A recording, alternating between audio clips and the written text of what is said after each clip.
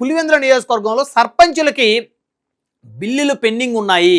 ఆ పెండింగ్ బిల్లులు జగన్మోహన్ రెడ్డి గారు ముఖ్యమంత్రిగా ఉన్నటువంటి సమయంలో ఎన్నిసార్లు మొరపెట్టుకున్నా వారి స్థానికంగా చేసినటువంటి కాంట్రాక్టులకు సంబంధించి ఆ బిల్లులు జగన్మోహన్ రెడ్డి గారు చెల్లించలేదంట.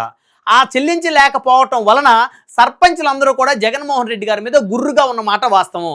అందుకనే గత ఎన్నికల్లో పులివెందుల నియోజకవర్గంలో 2,24,000 ఓట్లుంటే దాదాపు 2 లక్షల ఓట్లు పోలైతే జగన్మోహన్ రెడ్డి గారికి పడినటువంటి ఓట్లు 1,16,000 ఓట్లు.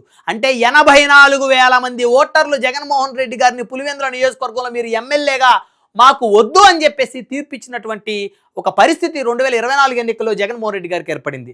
అప్పటికి వైఎస్ఆర్ కాంగ్రెస్ పార్టీ అధికార పార్టీ అవటం, మొదటి నుంచి కూడా వైఎస్ఆర్ కుటుంబానికి ఈ నియోజకవర్గం కంచుకోటగా ఉండటం అనేది జగన్మోహన్ రెడ్డి గారికి మొన్న 60,000 మెజార్టీతోటి బయటపడినటువంటి పరిస్థితులు. మరి గత ఎన్నికల్లో పోల్చుకుంటే భారీ మెజార్టీలు మరి వచ్చినటువంటి ఈ వైఎస్ఆర్ కుటుంబానికి సంబంధించి మరి కేవలం 60,000 మెజార్టీ ఏంటి?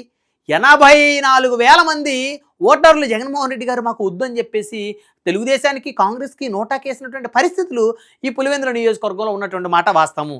ఒకసారి మనం పులివెందుల నియోజకవర్గంలో ఎన్ని మండలాలు ఉన్నాయో ఒకసారి చూద్దాం. పులివెందుల నియోజకవర్గంలో 7 మండలాలు ఉన్నాయి.